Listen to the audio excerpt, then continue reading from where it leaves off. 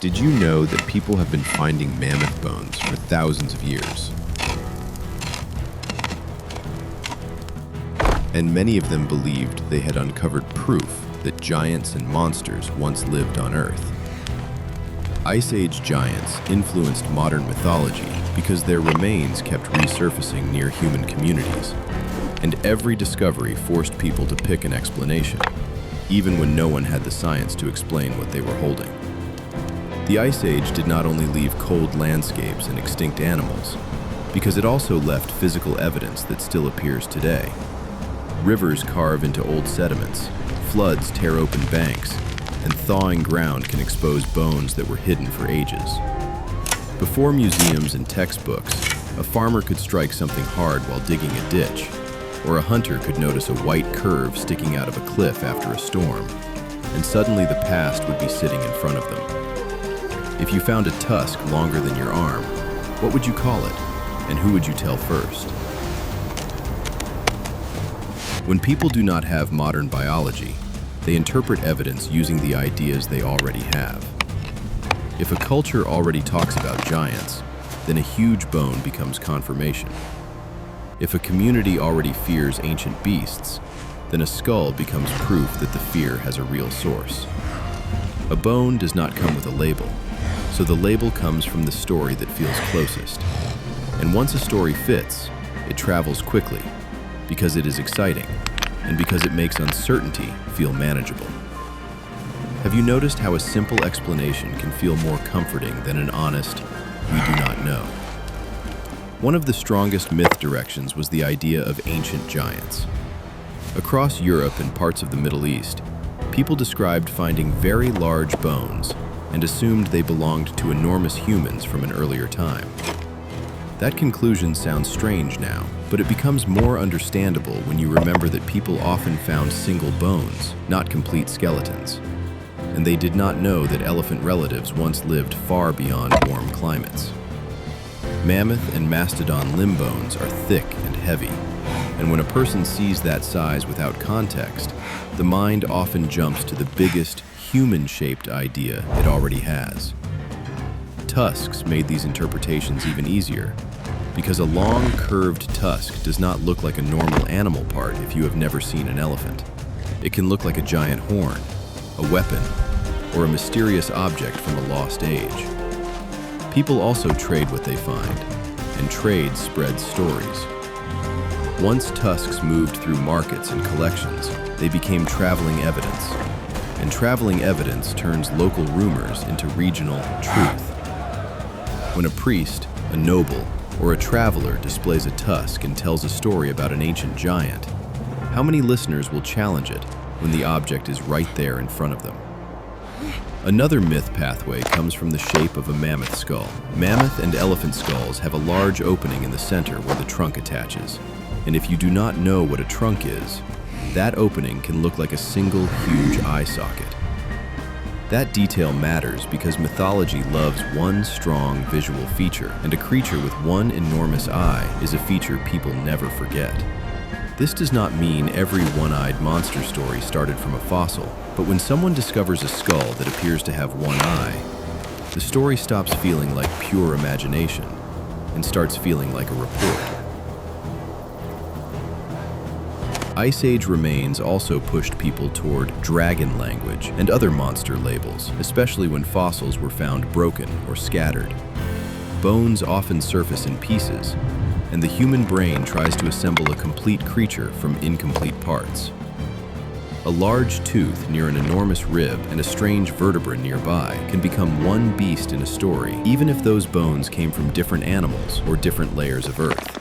This is not always deception, because pattern seeking is normal human behavior. And myths reward that instinct with a creature that feels complete, even when the evidence is not. If you were handed 3 different bones from 3 different places, would you instantly assume they belong to 3 different animals, or would your mind try to turn them into one? Now move north into regions where frozen ground preserved remains, and then revealed them again and again. In Siberia, mammoth bones and tusks were found in riverbanks and thawing permafrost. And some traditions described a massive creature that lived underground and died when it reached the surface. From a modern perspective, that is incorrect, but the logic is easy to understand. If giant bones keep appearing from inside the earth, and no living animal matches them, then "it lives underground" becomes a practical explanation. When a story explains what people see year after year, why would they abandon it? Ivory trade strengthened those beliefs because it turned mammoth remains into valuable objects.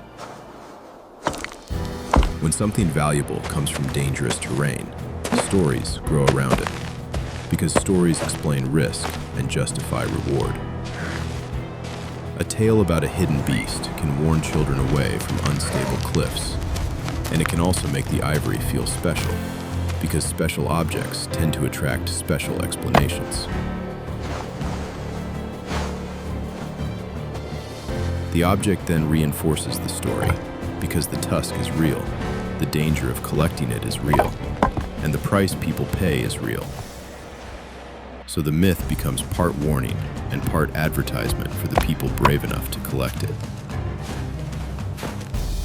In North America, Ice Age fossils also influenced stories, but in ways shaped by different cultures and environments.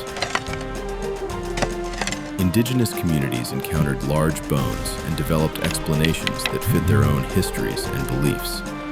And those stories did not need to match European ones to be meaningful.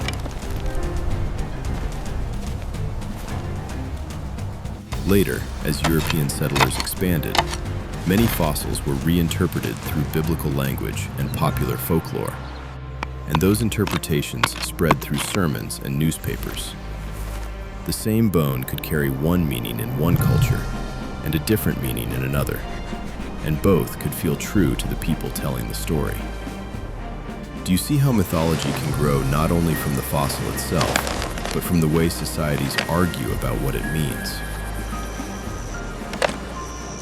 Even after science arrived, Ice Age giants still shaped mythology, but the myth moved into a modern form. We can identify mammoths and other Ice Age animals, yet popular culture continues to treat them as symbols of a world that feels larger and more dangerous than our own. Reports of frozen animals found with hair and skin preserved can trigger a powerful reaction, because preservation feels like time travel. And people quickly jump from well-preserved to maybe still out there somewhere. That leap is not scientific, but it is emotionally satisfying, and that is why it keeps appearing in modern storytelling. Why do you think people love the idea that the past is not really gone? The biggest reason Ice Age remains influence mythology is that bones are persuasive. A myth told without evidence can be dismissed, but a bone can be held, measured, and displayed. And that physical reality makes the story feel grounded, even when the interpretation is wrong. It also creates arguments, because skeptics and believers can point to the same object and reach different conclusions. And arguments keep stories alive longer than agreement does.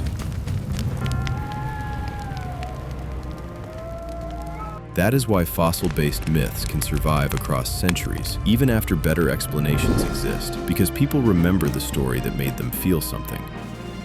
So the next time you hear a myth about giants, underground beasts, or ancient monsters, ask one question before you laugh it off. Could this story be a human attempt to explain a real discovery that felt too big to be ordinary? If you enjoyed this episode, please like the video, subscribe for more history that connects ancient evidence to the stories we still tell, and comment with your take, because I want to know what mattered more in shaping these myths: the bones themselves, the beliefs people already had, or the way valuable finds turned surprise into legend.